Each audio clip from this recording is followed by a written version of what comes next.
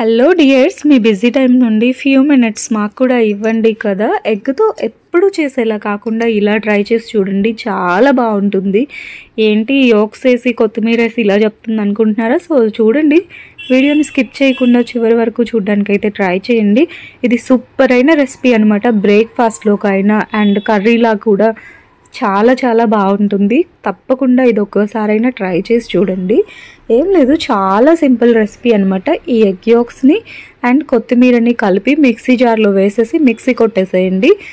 Salt కొంచెం వేసేయండి, సరిపోతుంది. అండ్ నేనైతే ఇక్కడ గ్రీన్ పీస్ వేసాను. ఇది కంప్లీట్లీ ఆప్షనల్ అనమాట. మీ దగ్గర ఉంటే వేసుకోండి, లేకపోతే లేదు. పిల్లలు ఇష్టంగా తింటారు అని చెప్పి నేనైతే గ్రీన్ పీస్ని యాడ్ చేశాను. మా పిల్లలు బాగా ఇష్టపడతారు, సో అందుకే ఇలా చేశాను. నేను చాపర్లో వేసి చేశాను, బట్ మీరు మిక్సీ జార్లోనే వేసుకోండి, ఎందుకంటే చాలా సాఫ్ట్గా వస్తుంది. కొత్తిమీర కూడా కనిపించకుండా చాలా ప్లఫీగా వస్తాయి అన్నమాట. సో ఇలా రెడీ చేసుకున్న బ్యాటర్ని ఇడ్లీ పాత్రల్లో వేసేసి కొంచెం కొంచెంగా వేసుకోండి.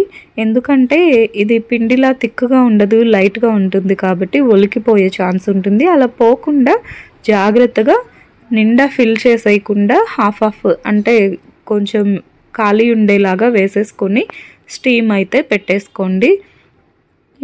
ఇడ్లీ పాత్రలో పెట్టి ఉడకపెట్టేసుకున్న తర్వాత ఒక 5 మినిట్స్ ఉడకపెట్టుకుంటే చాలు.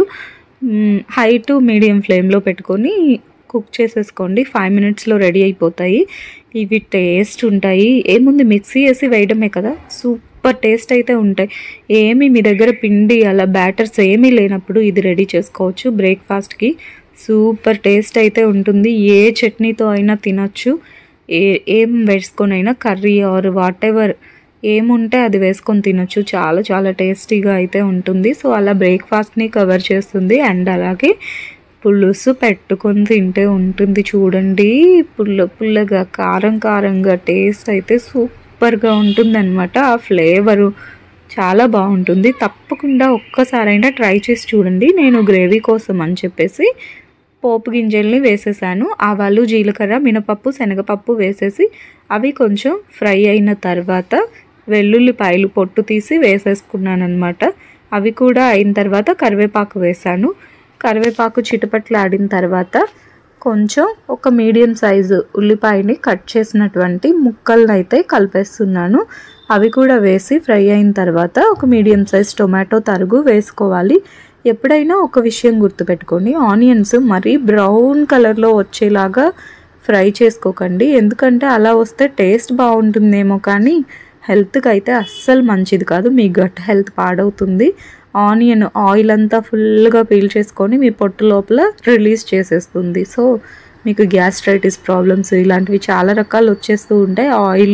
ఎక్సెసివ్ ఆయిల్ వల్ల ఒబేసిటీ వస్తుంది. డైట్లో ఉన్న వాళ్ళైతే ఎప్పుడు ఫ్రైడ్ ఆనియన్స్ని ప్రిఫర్ చేయకండి, మీ హెల్త్కి అంత మంచిది కాదు.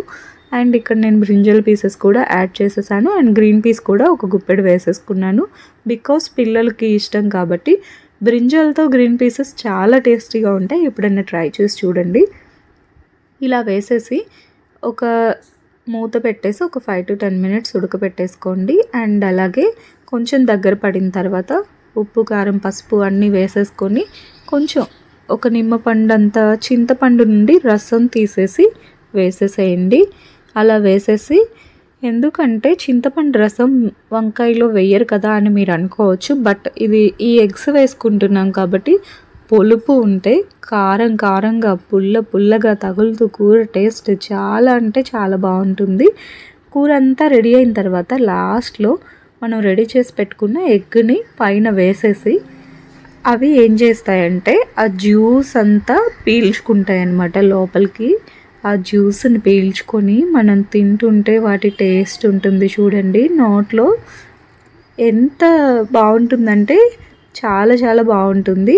సో తప్పకుండా ట్రై చేసి చూడండి. అలా పెట్టేసి సిమ్లో పెట్టేసి ఒక 5 మినిట్స్ నిదానంగా కుక్ అవ్వనివ్వండి. ఆల్రెడీ జ్యూసెస్ అన్నీ పీల్చేసుకున్నాయి. ఇప్పుడు కొత్తిమీర కొంచెం చల్లేసుకొని దించేసుకున్నాను. ఎవరైనా సరే పులుసులు కారం కారంగా తినే వాళ్ళకి ఇది బాగా నచ్చుతుంది. అండ్ అలాగే ఉత్తి ఎగ్స్ని కూడా అలా చేసేసుకొని మీరు ఏదైనా ఫ్రై చేసుకున్నప్పుడు సైడ్కి పెట్టుకొని కూడా తినొచ్చు. అలా కూడా చాలా బాగుంటుంది. కారం అన్నంలో కూడా చాలా బాగుంటుంది. సో రెడీ అయిన కర్రీని వేడి వేడి అన్నంలో పెట్టేసుకొని అలా కలిపేసేసి ఒక ముద్ద తీసుకొని తింటే ఉంటుంది చూడండి, సూపర్ టేస్ట్ ఉంటుంది. సో ఎప్పుడైనా ట్రై చేసి చూడండి. Thank you so much for watching. Please do subscribe and like my video, please.